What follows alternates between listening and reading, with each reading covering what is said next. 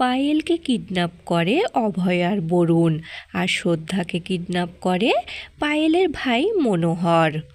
Hello viewers, ভাগ্যরেখা সিরিয়ালের 180তম পর্বে আমরা দেখতে পাই শ্রদ্ধা পায়েলের খোঁজ খবর নিতে পায়েলের গ্রামে যায়। সেখানে একটা লোক শ্রদ্ধাকে ফলো করে এবং মনোহরকে ফোন দিয়ে বলে তোদের গ্রামে একটা মহিলা এসেছে এবং তোদের পরিবার সম্পর্কে খোঁজ খবর নিচ্ছে এবং একটা ছবি পাঠায়।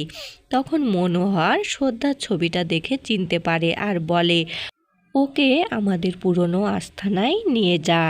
তখন লোকটি শ্রদ্ধার কাছে আসে আর বলে আমি ওদের ভালোভাবে চিনি, চলুন আপনাকে নিয়ে যাচ্ছি। শ্রদ্ধা লোকটির সাথে চলে যায়। এদিকে তো পায়েল আর অভয়ের বিয়ে দেওয়ার জন্য অভয়ের মা বাড়িটাকে খুব সুন্দর করে সাজায় আর বলে ফাইনালি এবার আমার এতদিনের আশা পূর্ণ হবে, পায়েল আর অভয়ের বিয়ে হবে। এবং লক্ষ্মীকে কিছু গয়নার কাপড় চুপড় দিয়ে বলে এটা পায়েলকে দেন। তখন লক্ষ্মী বলে এটার আবার কি প্রয়োজন ছিল, আমার মেয়েকে আশীর্বাদ দিলেই হবে। এদিকে তো অভয় বিয়ের জন্য রেডি হতে থাকে। সেখানে বরুণ এসে বলে তুই আবার দ্বিতীয় বিয়ে করবি, এটা আমি কখনোই ভাবতে পারিনি। তখন অভয় সবটা খুলে বলে। অভয় বলে আমি কখনো শ্রদ্ধাকে ছাড়া অন্য কাউকে বিয়ে করতে পারি না। আমি শুধু এই বিয়েতে রাজি হয়েছি যেন শ্রদ্ধা আমার উপর যে জিদটা দেখাইছিল সেটা যেন ভাঙ্গে। ওর জিদ ভাঙ্গার জন্য আমি এই বিয়েতে রাজি হয়েছি। কিন্তু এখন আমার ভয় করছে, বিয়ের আর 1 ঘন্টা বাকি আছে, এর মধ্যে যদি শ্রদ্ধা না আসে তখন অভয় আর বরুণ মিলে প্ল্যান করে যে পায়েলকে তারা কিডন্যাপ করবে। এদিকে তো পায়েল খুব সুন্দর করে সাজুগুজু করে বলছে আমার মনে হচ্ছে আমাকে দেখে আমারই নজর না লেগে যায়। ঠিক সে মুহূর্তে অভয় পায়েলের রুমে এলে পায়েল বলে আমার মা বলেছে বিয়ের আগে বর বউ কারো মুখ দেখতে নেই, আপনি এখানে কেন এলেন? তখন অভয় ভালোবাসার নাটক করে বলে আমাদের ছেলেপেলেকে গল্প শোনাতে হবে না যে বিয়ের আগে তার মা বাবা কতটা প্রেম করেছিল লুকিয়ে। এটা শুনে তো পায়েল পুরোপুরি অভয়কে বিশ্বাস করে আর অভয় এই সুযোগটাকে কাজে লাগায় আর পায়েলের হাত ধরে আর মনে মনে বলে শ্রদ্ধা তুমি আমাকে ক্ষমা করে দিও, এছাড়া আর কোনো উপায় নেই আমার সামনে। অন্যদিকে শ্রদ্ধা মনোহরের পাঠানো লোকের সাথে যায় আর বলে আপনি আমাকে ঠিকঠাক মনোহরের বাড়ির দিকে নিয়ে যাচ্ছেন তো? তখন লোকটি বলে হ্যাঁ, এই ঘরে গেলে আপনি মনোহর সম্পর্কে সব তথ্য পেয়ে যাবেন। এদিকে তো অভয় অভিনয় করে পায়েলের সাথে আর বলে আপনাকে তো খুব সুন্দর দেখাচ্ছে। আর এই সুযোগটা কাজে লাগায় বরুণ এসে পায়েলের মুখ চেপে ধরে অজ্ঞান করে ফেলে এবং সেখান থেকে পায়েলকে একটা রুমে নিয়ে চলে যায়। সেখানে গিয়ে পায়েলকে বেঁধে রাখে। পায়েল বলে আপনারা কেন আমাকে এখানে বেঁধে রেখেছেন? তখন অভয় বলে তোমাকে বেঁধে রাখার একটাই কারণ যে এই লগ্নটা যেন পার হয়ে যায়, আমি তোমাকে কিছুতেই বিয়ে করতে চাই না। তখন পায়েল বলে তাহলে আপনি কেন বিয়েতে রাজি হলেন? তখন অভয় বলে আমি তো শুধুমাত্র শ্রদ্ধাকেই ভালোবাসি আর শ্রদ্ধা যেন আমার বাড়ি ফিরে আসে তার জন্য আমি এটা করেছি। ঠিক সে মুহূর্তে অভয়ের মা ফোন করে। অভয় ফোনটা ধরতে গেলে বরুণ বলে এর মুখটা আগে বেঁধে ফেলতে হবে, না হলে এ চিল্লাতে শুরু করবে। আর অভয়কে বলে তুই এখান থেকে চলে যা, আমি একে দেখছি। তখন অভয় বলে এর যেন কোনো ক্ষতি না হয়, একে দেখে শুনে রাখিস। এদিকে তো শ্রদ্ধা মনোহরের ফাঁদে পড়ে যায়। শ্রদ্ধা রুমে ঢুকেই দেখে মনোহর সেখানে উৎপেতে আছে এবং বলে এবার তোমার কি হবে শ্রদ্ধা, তুমি আমার ফাঁদে পা দিলে, এবার তোমাকে তোমার স্বামী অভয়ও বাঁচাতে পারবে না।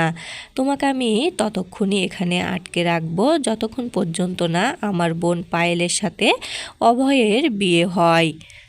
শ্রদ্ধা মনোহরের কথা শুনে মনোহরকে হুমকি দেয় যে আমি বেঁচে থাকতে কিছুতেই ওই পায়েলের সাথে অভয়ের বিয়ে হতে দিব না।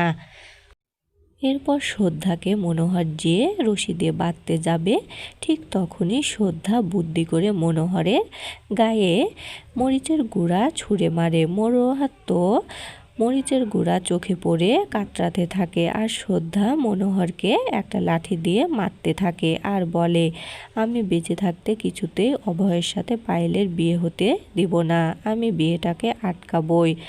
এদিকে শ্রদ্ধা যে দরজা খুলতে যাবে সেখানে ওৎ পেতে থাকে মনোহরের অন্য বন্ধুরা এবং শ্রদ্ধাকে বলে এবার তোমাকে কে বাঁচাবে, আর শ্রদ্ধা তো বাঁচাও বাঁচাও করে চিৎকার করতে থাকে।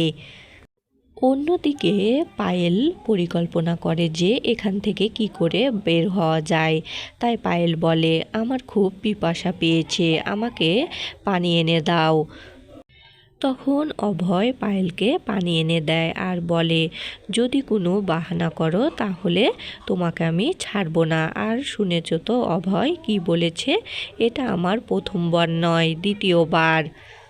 পানি খাওয়ার পর পায়েল আবার ষড়যন্ত্র করে আর বলে আমাকে কিছু খেতে দাও, না হলে আমি অভয়কে বলে দিব। তখন বরুণ পায়েলের জন্য খাবার আনতে যায় আর পায়েল তো ঠিক করে রাখে যে চাকু দিয়ে রশিটা কেটে দিবে। সে মোতাবেক পায়েল চাকু দিয়ে রশিটা কাটতে থাকে আর এটা অভয় দেখে নেয় আর বলে তুমি আবারও আমাকে ঠকালে আর ষড়যন্ত্র করলে, এর ফল কিন্তু খুব ভালো হবে না। অন্যদিকে শ্রদ্ধাকে মনোহর বলে এবার তোমাকে কে বাঁচাবে, সেদিন তোমার গায়ে একটু টাচ করেছিলাম এজন্য তুমি অভয়কে বলেছিলে, আর অভয় আমাকে কতই না মেরেছিল। আমি সেদিন পারতাম অভয়কে মারতে, কিন্তু অভয় যে আমার জামাইবাবু হবে তাই ওর কিছু করিনি। এখন যদি তোমাকে আমরা কিছু করে ফেলি তখন কি হবে? তখন শ্রদ্ধা চিৎকার করে বলে আমাকে টাচ করলে আমি তোকে ছাড়বো না।